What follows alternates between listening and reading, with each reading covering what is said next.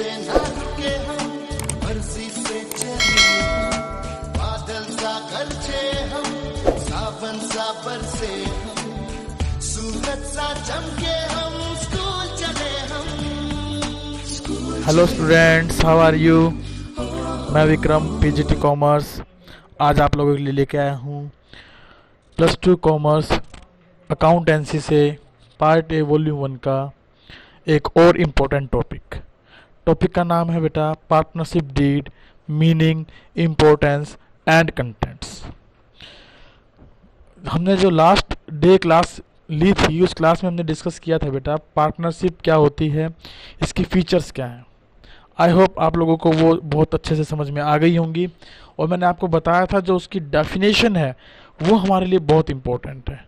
उस डेफिनेशन का हर एक एलिमेंट हमारे लिए इतना इम्पोर्टेंट है कि अगर हम डेफिनेशन को अच्छे से याद कर लें तो फीचर्स ऑटोमेटिकली हमें जो है लर्न हो जाती हैं। चलिए ज़्यादा समय नहीं लेंगे आज और हम स्टार्ट करेंगे आज अपनी क्लास। और हमारी क्लास का जो टॉपिक रहेगा बेटा वो रहेगा partnership deed, meaning, importance and content. Sir कौन सा टॉपिक? आज हम टॉपिक करेंगे बेटा partnership deed, meaning, importance and content. आज अर्ली इन द मॉर्निंग जब आपके पास स्टडी मटेरियल आया तो इसका मतलब आपने स्टडी मटेरियल अभी पढ़ा नहीं है। आज नहीं देखा सर। देखना चाहिए था बेटा। पढ़ा था सर। मैंने आपको कल भी यही कहा था, ग्रुप में मैसेज भी हमने किया, विजय सर ने भी मैसेज किया उसके बाद कि जो भी आपके पास स्टडी मटेरियल आता है एटलीस्ट रीड दैट मटेरियल, ताकि क्लास जब हम लें तो आपको कुछ चीजें तो उसमें से पता हो, जो चीजें पूछने वाली हैं वो इन शॉर्ट आप पूछ लें और टॉपिक को क्लियर कर सकें हम।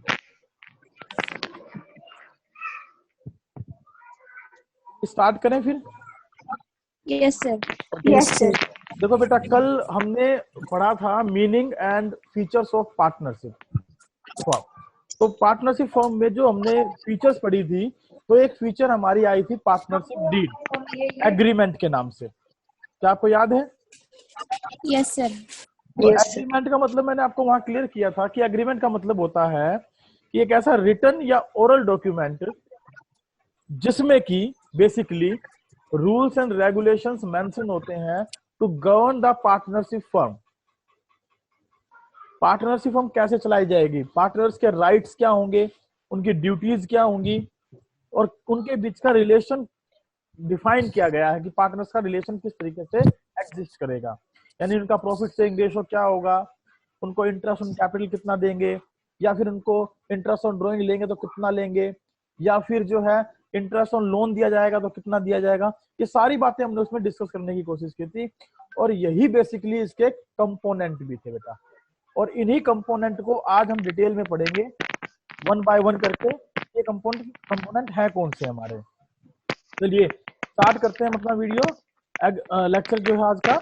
Agreement partnership is the result of an agreement between 2 or more persons to do business and share its profit and losses. The agreement becomes the basis of relationship between the partners. Partnership agreement can be either oral or written. ये ध्यान रखें, ये कोई compulsory नहीं है कि written में हो, ये ओरल भी हो सकता है। लेकिन कल मैंने आपको बताया था कि एडवाइजेबल है कि it should be in written form, क्योंकि इसकी जो इंपॉर्टेंस है वो रिटन से क्लियर होती है। अगर ये डीड रिटन फॉर्म में है हमारे पास तो कोई भी यदि झगड़ा होता है, कन्फ्लिक्ट होता है, तो उस कन्फ्लिक्ट को हम रिटन डॉक्यूमेंट के आधार पर सोल्व आउट कर सकते हैं। दूसरा, इसको हम कोर्ट में एज ए लीगल प्रूफ के तौर पे, लीगल डॉक्यूमेंट के तौर पे प्रेजेंट कर सकते हैं और यही इसके इंपॉर्टेंस के पॉइंट भी रहेंगे। देखिए आपको ये, in other words, it is not necessary that such agreement is in written form, and oral agreement is equally valid, but in order to avoid disputes it is preferred that the partner have a written agreement. It can be used a legal document in court if it is in written form. तो ये इसकी importance है। जब भी आपसे पूछी जाए partnership deed बताओ क्या होता है, उसका मीनिंग बताओगे, वर्ड रिटन या ओरल एग्रीमेंट जिसमें कि पार्टनरशिप फर्म को चलाने से संबंधित रूल्स लिखे हुए हैं, पार्टनर्स के राइट्स बताए गए हैं, पार्टनर्स के रिलेशंस डिफाइन किए गए हैं, पार्टनर्स की ड्यूटीज डिफाइन की गई हैं, उसे हम पार्टनरशिप डीड कहते हैं। बताओ इसका दूसरा नाम क्या है? Article of partnership, very good, Partnership. Partnership, या इसको हम एग्रीमेंट भी बोल देते हैं। आप देखें जो ये ब्लैक लाइन मैंने की है बोल्ड, इसकी इंपॉर्टेंस को शो करता है बेटा कि पार्टनरशिप डीड की इंपॉर्टेंस क्या है। मैंने आपको बताया कोई झगड़ा होगा तो आप इसको रिटन डॉक्यूमेंट अगर है आपके पास तो यूज कर सकते हो उस प्रॉब्लम को सोल्व आउट करने के लिए, और चाहे तो उसको कोर्ट में एक लीगल डॉक्यूमेंट के तौर पर भी प्रेजेंट किया जा सकता है। नेक्स्ट है मेरे पास, wherever partnership agreement is in written, the document which contains terms of agreement is called partnership deed.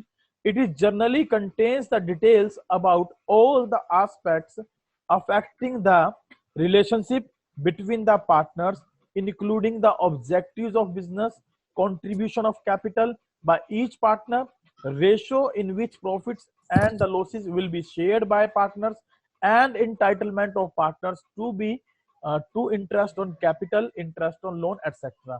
जैसा कि मैंने आपको बताया इसमें वो सारे रूल्स रेगुलेशन मिलेंगे जिसमें ये लिखा होगा कि पार्टनर्स के साथ रिलेशन कैसा होगा, यानी उनका प्रॉफिट शेयरिंग रेशो कैसा होगा, इंटरेस्ट ऑन कैपिटल कितना देंगे, इंटरेस्ट ऑन लोन कितना देंगे, इंटरेस्ट ऑन ड्रॉइंग कितना लेंगे, सैलरी देंगे कि नहीं देंगे, ये सब बातें इसके अंदर लिखी होती हैं। तो इन्हीं बातों को समझने के लिए हम इसके कंटेंट्स पे चलते हैं। ये इसके कंटेंट्स हैं बेटा, इन कंटेंट्स के बारे में देखेंगे। Contents and clauses of partnership deed. Clauses और कंटेंट का मतलब होता है जो पार्टनरशिप डीड में लिखे गए हैं, जिनसे रिलेटेड रूल्स पार्टनरशिप डीड में बनाए गए हैं। ये क्या क्या है हमारे सामने, ये सारे कंटेंट्स हमने +1 में भी पढ़े हैं बेटा। बिजनेस के अंदर पार्टनरशिप डीड हमने वहां पर भी डिस्कस किया था, तो दोबारा एक बार मौका मिला है इसको सीखने का तो सीखें। क्या पता कल को कोई आप लोग बिजनेस स्टार्ट करने बैठ जाएं, आप 4 5 7 जितने भी मेंबर हैं इकट्ठा स्टार्ट कर दें कि क्यों ना हम लोग बिजनेस स्टार्ट करें, हम इकट्ठे हो जाते हैं। तो उस कंडीशन में एक ये डीड होना जरूरी है। तो इस डीड में क्या क्या आता है बेटा, name and address of the firm and it's main business, आपका बिजनेस क्या है और आपकी फर्म क्या है, उन दोनों का नेम और एड्रेस हमें यहाँ बताना होता है। Next, name and addresses of all the partners, जितने भी पार्टनर होते हैं उनके रेजिडेंशियल प्रूफ हमें यहाँ अटैच करने होते हैं। Amount of capital to be contributed by each partner, हर एक पार्टनर ने कितनी कैपिटल लगाई है उसको हम यहाँ अटैच करते हैं। The accounting period of the firm, firm का अकाउंटिंग पीरियड कितना रहेगा, कौन सा रहेगा, फाइनेंशियल ईयर या कैलेंडर ईयर, वो हम डिफाइन करते हैं। आपको डिफरेंस पता है बेटा फाइनेंशियल ईयर या कैलेंडर के अंदर, क्या आपको डिफरेंस पता है बेटा फाइनेंशियल ईयर और कैलेंडर ईयर के अंदर? कैलेंडर ईयर होता है बेटा 1 जनवरी से 31 दिसंबर और फाइनेंशियल ईयर होता है 1 अप्रैल से 31 मार्च। 31 मार्च। ठीक है बेटा, ध्यान रखना।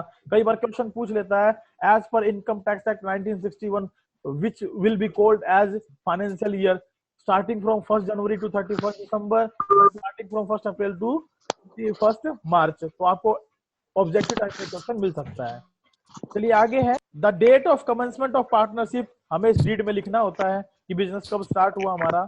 Rules regarding operation of bank account, bank account के रिगार्डिंग रूल्स होते हैं। जब भी कोई फर्म अगर बैंक में अकाउंट ओपन करती है तो ध्यान रखिए हमेशा करंट अकाउंट ओपन करती है, क्योंकि वो फर्म के नाम से ओपन होता है और उसके रूल्स होते हैं कि इसको ऑपरेट कौन करेगा, सारे पार्टनर कर सकते हैं या उनमें से कोई एक पार्टनर उस फर्म के अकाउंट को ऑपरेट कर सकता है, ऐसे रूल्स हमें मेंशन करने होते हैं।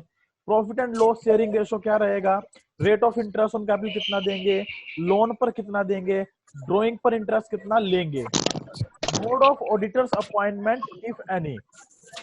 बेटा रिक्वेस्ट है कि अपना वीडियो ऑफ कर लें अगर वॉइस क्लैरिटी नहीं आ रही है तो, पीछे से थोड़ी डिस्टरबेंस आ रही है तो माइक भी म्यूट कर सकते हैं।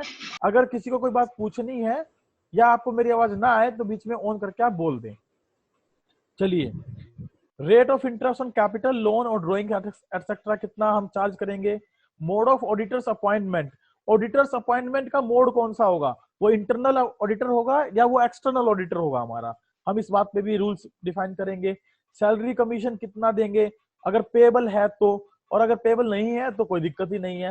The rights, duties and liabilities of each partner define होंगे। Treatment of loss arising out of insolvency of one or more partner. यहां मैं क्लियर करूं, जो इंसॉल्वेंसी होती है उसका मतलब होता है बेटा कि पार्टनरशिप फर्म में यदि कोई पार्टनर अपने डेट्स को, अपनी लायबिलिटीज को पेड करने की कंडीशन में नहीं है तो उसको बोलते हैं इंसॉल्वेंट, यानी इसकी पर्सनल एसेट्स यूज करने के बाद भी उसकी लायबिलिटीज खड़ी हैं और वो पेड नहीं कर पा रहा है, या वो इनकैपेबल हो गया है कि उसकी लायबिलिटीज, उसकी एसेट से भी हमें कुछ नहीं मिला, तो उसको बोलते हैं इंसॉल्वेंट। तो इंसॉल्वेंट के केस में जो ट्रीटमेंट ऑफ लॉस होगा वो कैसे किया जाएगा? क्या हम गार्नर वर्सेस मुरे रूल को फॉलो करेंगे, या हम लोग इंडियन जो रूल्स डिफाइन किए गए इंडियन पार्टनरशिप एक्ट में उसको फॉलो करेंगे? उनके ऊपर हम यहाँ चर्चा करते हैं, उनको हम यहाँ डिफाइन करते हैं। नेक्स्ट है हमारे पास settlement of account on dissolution of firm. Settlement of account का मतलब है अकाउंट्स को क्लोज करना। कब? जब डिजोल्यूशन ऑफ फर्म हो, फर्म जब बंद हो गई हो। फर्म बंद कब होगी? जब फर्म को या तो लॉस हो रहे हो, या पार्टनर डिसाइड कर ले कि 5 साल बाद हम फर्म को बंद कर देंगे, या फिर पार्टनर इंसॉल्वेंट हो जाए तो फर्म बंद हो सकती है। तो डिसोल्यूशन ऑफ फर्म के केस में जो अकाउंट है उनका सेटलमेंट किस तरीके से करेंगे? तो हमेशा ध्यान रखिए, अकाउंट का सेटलमेंट हमेशा जब भी किया जाता है तो पहले आउटसाइडर्स को पेमेंट की जाती है, फिर इनसाइडर की पेमेंट होती है। आउटसाइडर का मतलब है जो हमारे बाहरी लाइबिलिटीज है, आउटसाइडर ऑब्लिगेशंस है, जो हमने बाहर से उधार पैसा उठाया है, पहले पेमेंट उनकी जाएगी, फिर पेमेंट पार्टनर्स के लोन की होगी, और फिर पैसा बच गया तो पार्टनर्स की कैपिटल की होगी, अदरवाइज इनको कुछ नहीं मिलने वाला। चलिए आगे चलते हैं। क्या यहां तक आपको क्लियर है बेटा? Yes sir. चलिए वेरी गुड, बहुत बढ़िया। आगे चलते हैं। नेक्स्ट है हमारे पास कंटेंट में method of settlement of disputes among the partner. जो पार्टनर्स के बीच में झगड़ा हो गया ना, उसको कैसे सुलझाया जाएगा उसके बारे में बात हो रही है। Rules to be followed in case of admission, retirement, death of a partner. अगर कोई पार्टनर नया आना चाहता है, या कोई पार्टनर रिटायरमेंट लेना चाहता है, या किसी पार्टनर की डेथ हो गई है, डेथ के लिए परमिशन नहीं लेगा कि मैं मर रहा हूं भाई मुझे परमिशन दे दो। डेथ तो कभी भी हो सकती है, अचानक हो सकती है। तो उससे रिलेटेड अगर डेथ हो गई तो कौन से रूल फॉलो करेंगे, किस तरीके से अकाउंट्स मेंटेन करेंगे, कैसे प्रॉफिट एंड लॉस का डिस्ट्रीब्यूशन करेंगे, कैसे उनको एडजस्ट करके चलेंगे, इन सब के बारे में रूल डिफाइन किए जाएंगे।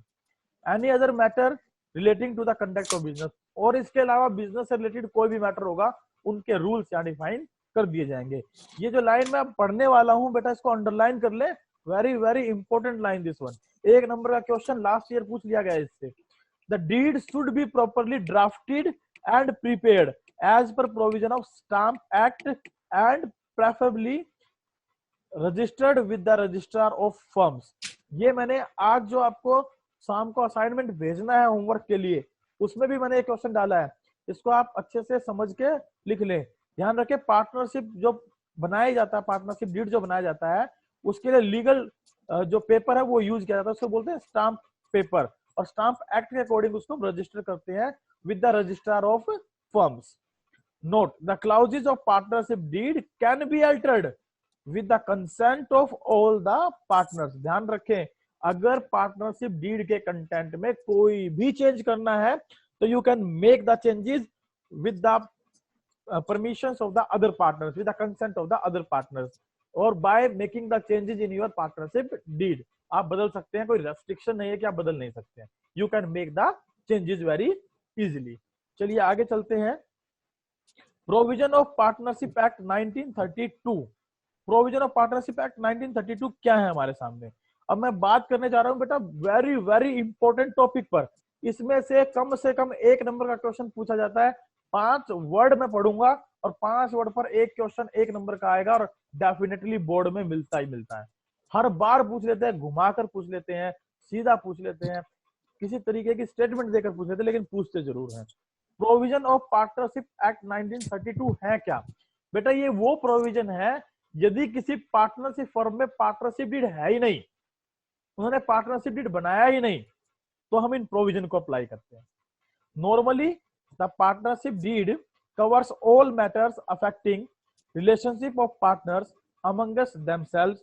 However, if there is no express agreement on certain matters, the provisions of Indian Partnership Act 1932 shall apply।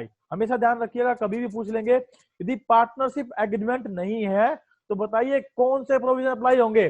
Provisions of Indian partnership act 1932 हम अप्लाई करके चलेंगे बेटा। इसमें पहला प्रोविजन है प्रॉफिट शेयरिंग रेशो का। इन शॉर्ट बता दूं, पर आप अपने आप लेना, इसको क्या लिखा है कि जब पार्टनरशिप एग्रीमेंट नहीं होता तो प्रॉफिट शेयरिंग रेशो हमेशा इक्वल लिया जाएगा, बराबर बराबर लिया जाएगा। नेक्स्ट है इंटरेस्ट ऑन कैपिटल।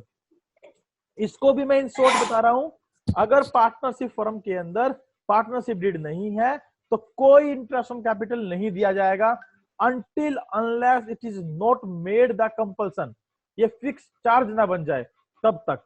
दूसरी बात, अगर फर्म में प्रॉफिट है तो ही दिया जाता है, लॉस होने की कंडीशन में इंटरेस्ट ऑन कैपिटल नहीं दिया जाता। कंडीशन वही लगाऊंगा कि जब तक कि वो चार्ज ना बन जाए।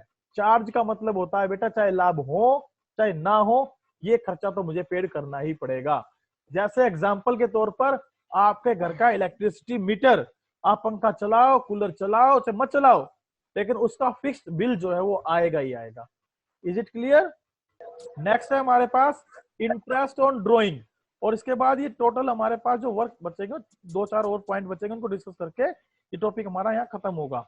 इंटरेस्ट ऑन ड्रॉइंग, बेटा इन शॉर्ट बता रहा हूं कि ड्रॉइंग पर इंटरेस्ट नहीं लेंगे अगर पार्टनरशिप डीड नहीं है तो। अगर पार्टनरशिप डीड अब्सेंट है और पार्टनरशिप डीड है ही नहीं या साइलेंट है, तो इन दोनों में डिफरेंस क्या है? देखो, पार्टनरशिप डीड साइलेंट है, इसका मतलब है पार्टिकुलर चीज के बारे में पार्टनरशिप डीड में कुछ नहीं लिखा। और पार्टनरशिप डीड अब्सेंट है, इसका मतलब पार्टनरशिप डीड ही नहीं बनाया किसी भी चीज के लिए।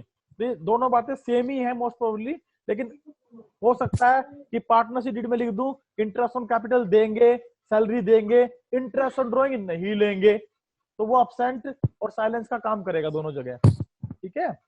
Interest on loan and advances, इसको तो आप अंडरलाइन करके चले बेटा, ये तो 101% क्वेश्चन पूछा जाता है कि जब भी पार्टनर लोन देंगे और अगर इंटरेस्ट ऑन लोन की रेट डिफाइन नहीं की गई तो in the absence of partnership deed 6% per annum दिया जाएगा। ध्यान रखें, इससे रिलेटेड क्वेश्चन आता है कि मिस्टर ए ने लोन दिया 2 लाख रुपए का, और बताओ उसको कितना इंटरेस्ट दिया जाएगा। ऑप्शन है आपके सामने, ए 6%, B 6% per annum, C 6% per month, D none of the above. तो क्या ऑप्शन होगा बेटा इनमें से? 6% पर annum।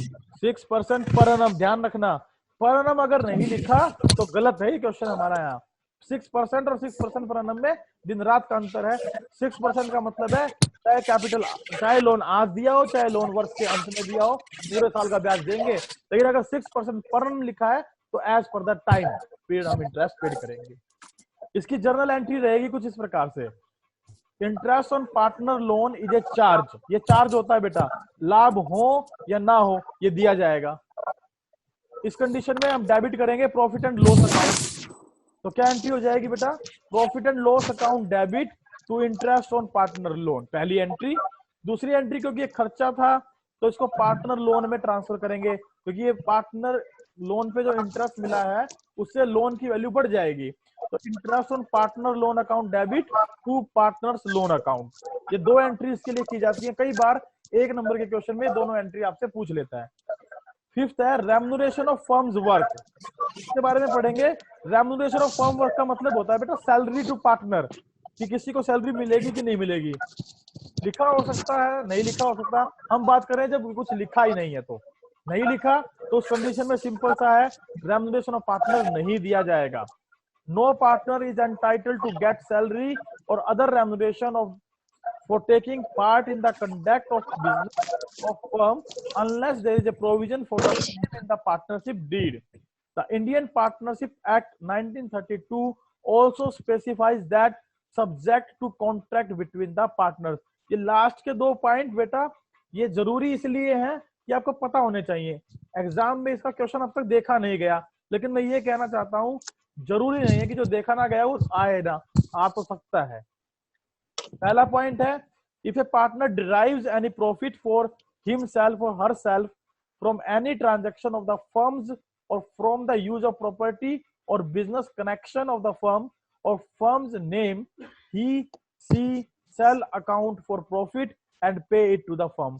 अगर उसने फर्म की प्रॉपर्टी यूज की है या फर्म के नाम से कोई प्रॉफिट कमाया है तो उसे सारा प्रॉफिट फर्म को देना होगा। पहला पॉइंट तो ये है। दूसरा है, if a partner carries on any business of the same nature as the competing with that of firm, he she shall account for pay and pay to the firm all profits made by him or herself in that business। यदि कोई partner जो business में वो partnership करके दूसरों के साथ चला रहा है, वैसा ही कोई बिजनेस और अलग से कर लेता है और उससे अगर उसको कोई प्रॉफिट होते हैं तो वो सारे प्रॉफिट भी उसको फर्म को अदर पार्टनर के साथ शेयर करने पड़ेंगे। तो ये था हमारा आज का टोटल टॉपिक। अगर इसको मैं समराइज करूं तो मैंने इसमें पढ़ा सबसे पहले मीनिंग ऑफ पार्टनरशिप डीड, फिर 2 बेसिक पॉइंट देखे इंपॉर्टेंस के, फिर इसके कंटेंट पर गए हम लोग और हमने 10 से 12 पॉइंट इसके कंटेंट्स के पढ़े। उसके बाद हमने पढ़ा वो प्रोविजन जो कि in the absence of partnership deed apply होते हैं। और वो प्रोविजन कौन कौन से थे बेटा हमारे? उन प्रोविजंस में थे बेसिकली सबसे पहला प्रॉफिट शेयरिंग रेशो कैसा रहेगा बताओ? इक्वल रहेगा। इक्वल रहेगा हमेशा। अगर लाभ हानि अनुपात नहीं दे रखा और पार्टनरशिप डीड साइलेंट है तो उसको बराबर माना जाएगा। दूसरा था इंटरेस्ट ऑन कैपिटल नहीं दिया जाएगा। इंटरेस्ट ऑन लोन ये भी नहीं 6% पर एनम दिया जाएगा बेटा, दिया जाएगा 6% पर एनम। Very good. और उसके बाद था इंटरेस्ट ऑन ड्रॉइंग नहीं लिया जाएगा। नहीं लिया जाएगा। सैलरी कमीशन बोनस नहीं लिए जाएंगे। नहीं दिया जाएगा, नहीं दिया जाएगा पार्टनर को। ठीक है बेटा, क्या आपको आज क्लियर है? Yes sir. Yes sir. ये जो था हमारा आज का टॉपिक का टोटल। अब जो है अगर कोई डाउट हो तो आप पूछ सकते हैं बेटा।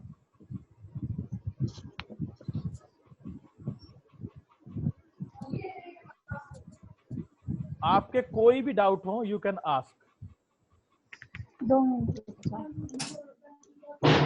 सर, ये admission of a new partner ये बता दो बेटा। देखो हमारे सामने क्या आएगा, जो चीज हम पढ़ रहे हैं ना अभी, उसका नाम है पार्टनरशिप फर्म। क्या मेरी बात समझ में आ गई बेटा आपको? सभी आप अपना वीडियो है जो हम पढ़ रहे हैं उसका नाम है पार्टनरशिप फर्म। और ध्यान रखें पार्टनरशिप फर्म के अंदर हमारे पास जो टोटल चीजें पढ़ने की या समझने की हैं वो कौन कौन सी हैं? वो है पार्टनरशिप फर्म के अंदर एक नया पार्टनर कैसे लेके आएंगे, एक पार्टनर को रिटायरमेंट कैसे करवाएंगे, अगर किसी पार्टनर की डेथ हो गई तो हम उस कंडीशन में कैसे रूल फॉलो करेंगे, और एक पार्टनरशिप फर्म को डिसॉल्व कैसे करेंगे। अगर आप लोगों के पास बुक है, आपने बुक परचेज कर रखी है, तो आप देखिए हमारा चैप्टर 1 से लेके चैप्टर जो 5th तक है। अगर नई बुक है तो पहला चैप्टर एनपीओ का आप हटा दें, उसके बाद चैप्टर 2 से चैप्टर 6 तक, और पुरानी बुक है तो चैप्टर 1 से लेकर चैप्टर 5 तक 5 चैप्टर टोटल पार्टनरशिप में इन्हीं पर बेस्ड है।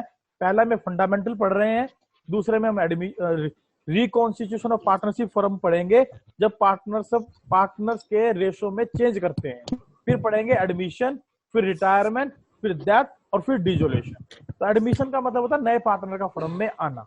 Is it okay? Yes sir. और कोई क्वेश्चन आप लोगों का? No sir. Yes Nancy, Lakshya, Jatin, Shweta. No sir, कोई क्वेश्चन नहीं है। कोई क्वेश्चन नहीं है बेटा श्वेता?